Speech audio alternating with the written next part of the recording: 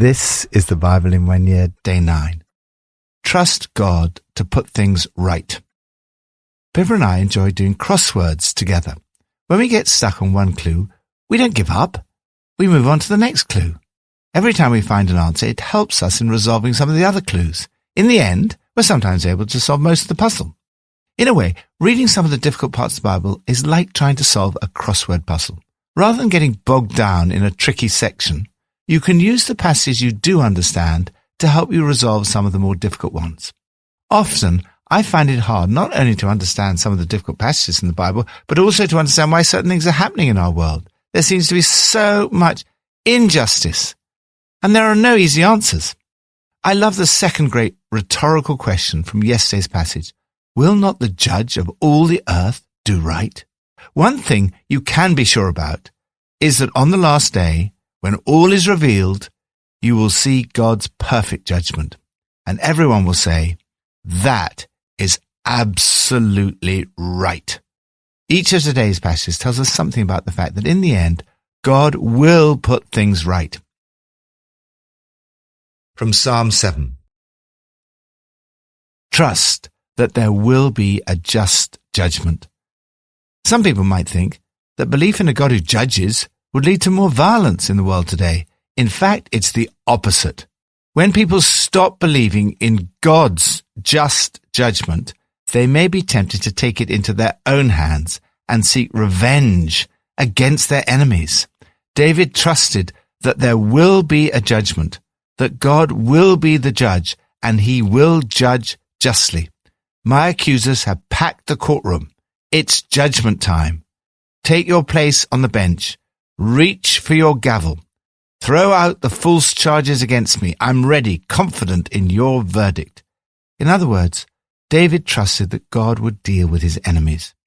If you believe in a God who is going to execute judgment with perfect justice, then you can leave it in his hands and do what Jesus told you to do.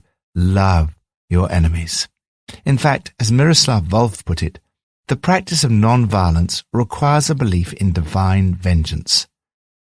So many of the world's problems today would be solved if people believed in the fact that there is a God who judges justly and that we can trust him to put things right in the end. Lord, I take refuge in you.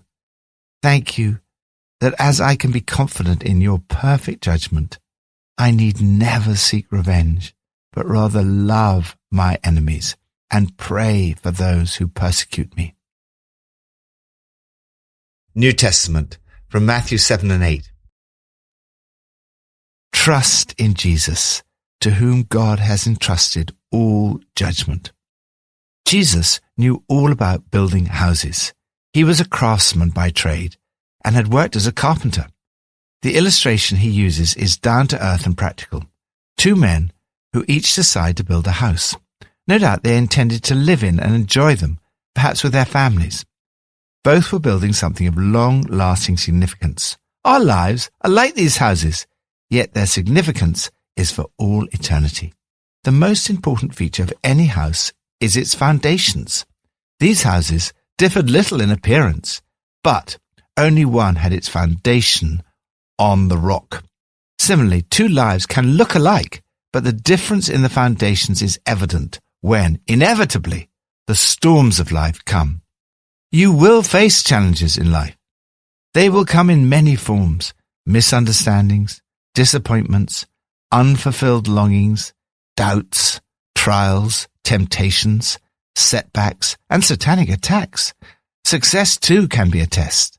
There's also pressure, suffering, sickness, bereavement, sorrow, trauma, tragedy, persecution, and failure.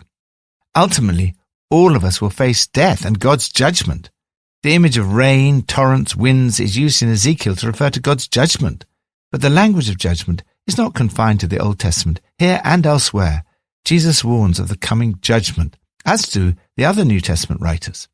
When the rain came down, the streams rose, and the winds blew and beat against that house. The house built on the rock did not fall, but the one built on the sand fell with a great crash. These are solemn words of warning. The trial may be during this life, or it may come on the day of judgment. What is certain, according to Jesus, is that it will come. However, you need not live in fear. It's not easy, but there is a way to be sure that when the foundations of your house are tested, they stand firm. It's possible to know that your future is secure. Jesus tells us that the key difference is that the wise man not only hears the words of Jesus, but he also puts them into practice. The foolish man, on the other hand, although he hears Jesus' words, does not put them into practice. Knowledge must lead to action. Our theology must affect our lives, or else we are building our lives on sand. The words of Jesus are, first of all, a call to believe in him. Our salvation is by faith in Jesus, lived out in obedience. You can have absolute confidence in Jesus' judgment because he has the authority of God himself. Jesus was amazed at the centurion's faith in him. He said, "Truly, I tell you, I have not found anyone in Israel with such great faith." The evidence of this faith came because the centurion believed that Jesus' word alone was sufficient to heal his servant. His rationale for believing this is profound. The centurion recognized that as in the army, authority comes from being under authority. So Jesus' authority comes from being under the authority of his Father. The centurion saw that when Jesus spoke, God spoke. Furthermore, this perfect judge is not aloof from human suffering. We know Jesus experienced injustice, imprisonment, torture, and crucifixion. But in this passage, we see that he also experienced homelessness and bore the weight of our sickness and suffering on the cross. There is little in human suffering that Jesus himself did not experience. Father, thank you that not only is Jesus able to sympathize with my weaknesses, but he also died for my sins, bearing the judgment for me, so that I need not be afraid. Old Testament from Genesis 19 and 20. Trust that in the end, the judge of all the earth will do right.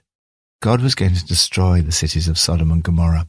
We do not know exactly what their sin was, but the Lord said the outcry against Sodom and Gomorrah is so great and their sin so grievous. It appears from today's passage that their sin included a horrific culture of group rape. We read in Ezekiel 16 that their sins also included being arrogant, overfed, and unconcerned. They did not help the poor and needy. This could be a description of our own society in the West. God says that if there had been 10 righteous people in Sodom and Gomorrah, he would have spared it for their sake. For the sake of 10, I will not destroy it. He gave every opportunity for the only righteous people to leave. When Lot hesitated, the angels grasped his hand and the hands of his wife and his 2 daughters and led them safely out of the city, for the Lord was merciful to them. The judgment on Lot's wife seems very severe. Whatever the reasons for it, and I'm not confident I know the answer, it certainly stands as an example. Jesus said, "Remember Lot's wife." We are not to look back. If we've left a life of sin, then we must not turn back to it. They were told, "Flee for your lives." In the same way, we are told to flee from evil desires. Even Abraham was not without sin. Indeed, he repeated the same sin over again, trying to pass off Sarah as his sister and almost causing her to commit adultery. The message of the Bible is that not only does God save sinners, he also uses sinners. He blessed Abraham and answered his prayer. God uses us despite our sin because he's merciful, and God in Jesus has taken the judgment upon himself. Lord, thank you so much for the difference the cross of Christ makes to the day of judgment. Thank you that I can be confident that in the end, the judge of all the earth will do right. Pippa adds, in Matthew chapter 8 verse 6, the centurion pleads, "Lord, my servant lies at home paralyzed and suffering terribly." The centurion cared not just for his own family and friends, but also for someone that worked for him. Even though the centurion was an outsider, not part of the religious community, he went looking for Jesus. Faith can be found in all sorts of unusual places.